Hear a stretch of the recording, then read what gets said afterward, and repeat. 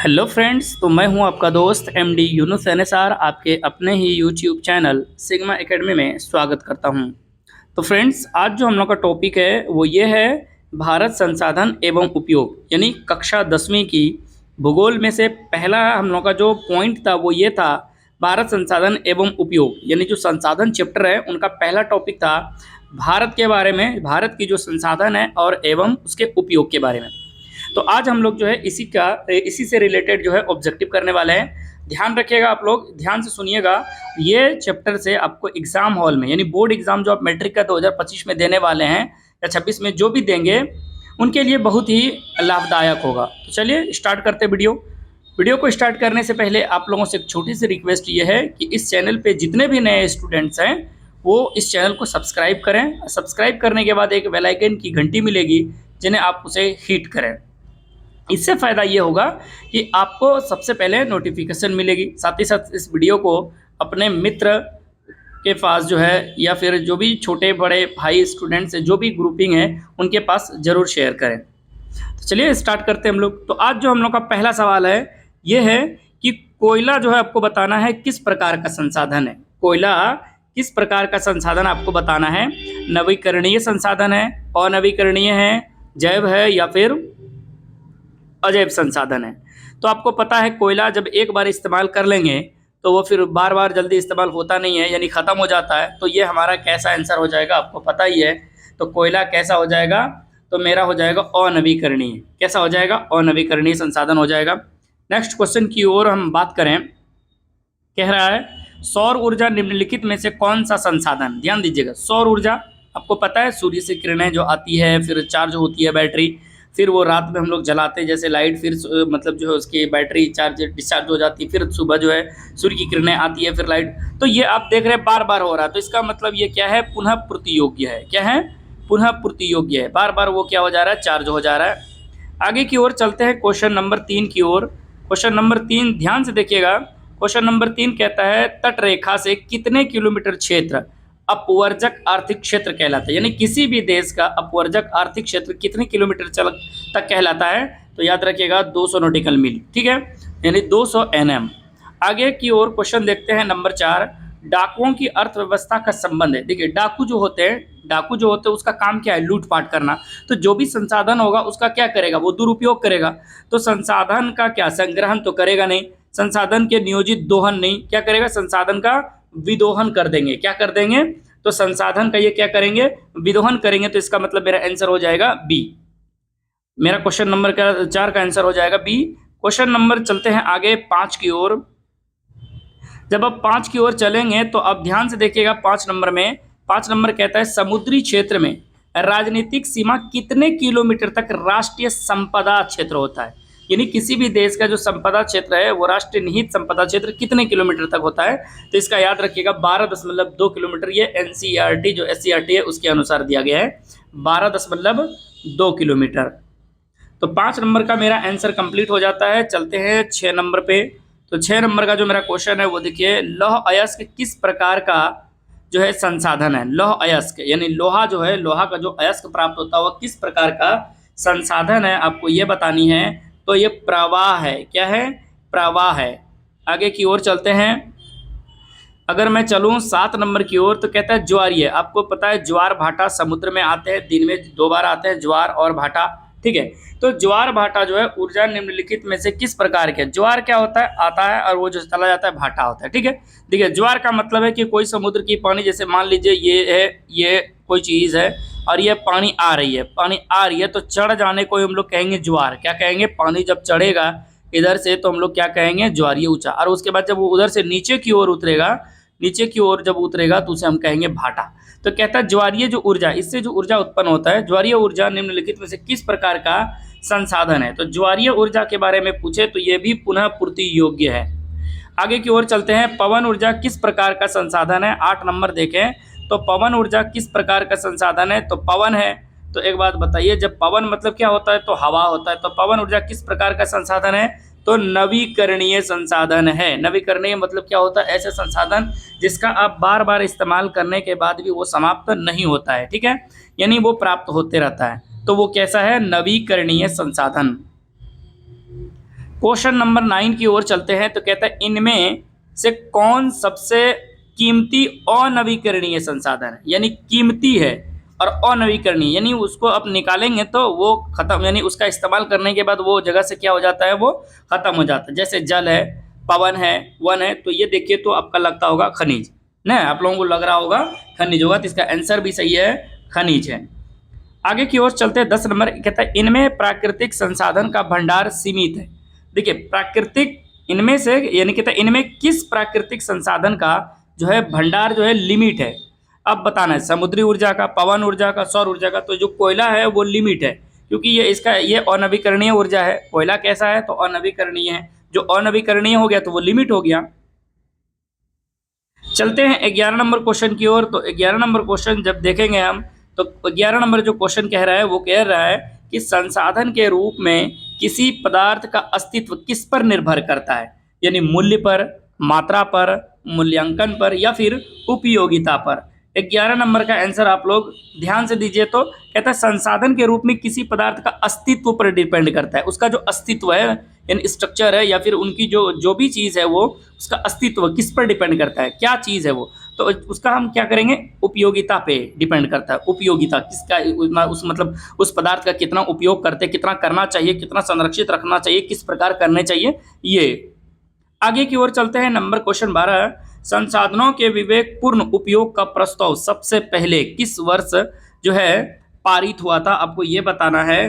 तो इसका याद रखिएगा 1968 ईस्वी में ये चीज़ जो है संसाधन के विवेकपूर्ण उपयोग का, यानी संसाधन को संरक्षित होने से बचाने का, यानी जो है अच्छे तरीके से 1968 ईस्वी में ये जो है पारित हुआ गया था प्रस्ताव। आगे और क्वेश्चन देखते हैं। सार्वजनिक स्थान पर बना मंदिर किस प्रकार का संसाधन। देखिए जब सार्वजनिक है तो व्यक्तिगत तो होगा नहीं, अजैव होगा नहीं। अब राष्ट्रीय और एक सामुदायिक बचा।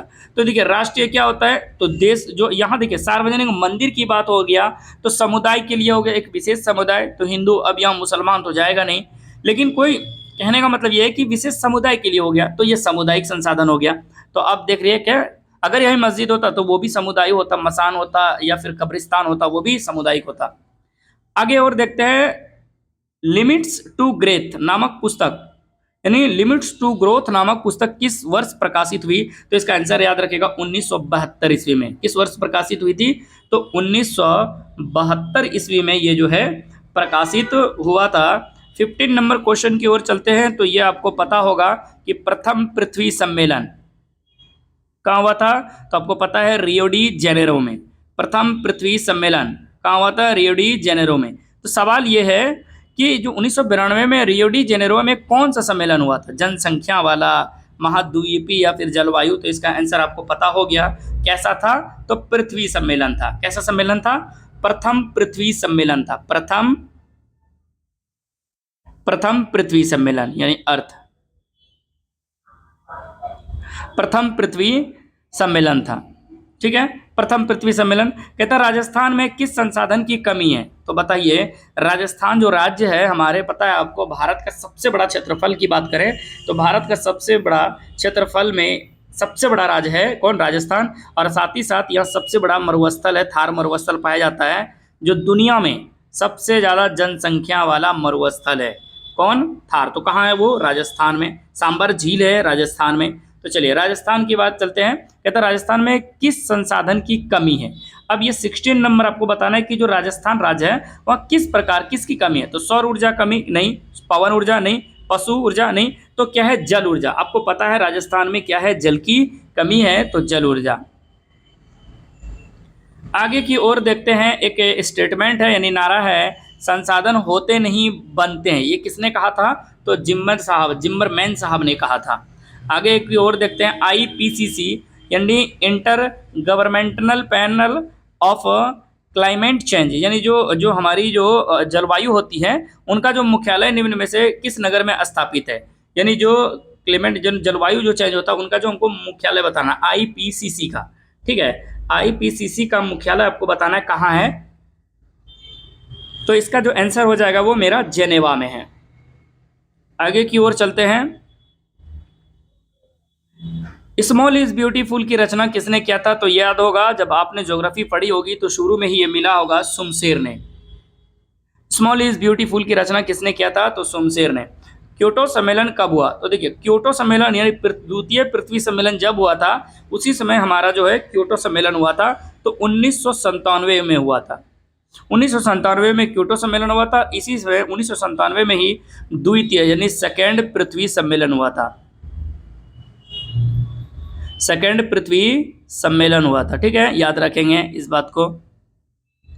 आगे की ओर चलते हैं, तो कहता है किसने कहा था कि हमारे पास पेट भरने के लिए बहुत कुछ है, यानी पेट भरने के लिए बहुत कुछ है परंतु पेटी भरने के लिए कुछ नहीं है। तो ये आपका आंसर आपको पता है, उम्मीद करते हैं। किसने कहा था? तो महात्मा गांधी जी ने कहा था। आगे की ओर चलते हैं, 22 नंबर क्वेश्चन देखते हैं। कहता है पर्यावरण संरक्षण हेतु पहला विश्व शिखर सम्मेलन कहाँ आयोजित हुआ था? आपका ऑप्शन है न्यूयॉर्क में, जेनेवा में, स्टॉकहोम में और बुडापेस्ट में। तो आपको ये बताना है, तो इसका आंसर आपको पता होगा स्टॉकहोम में।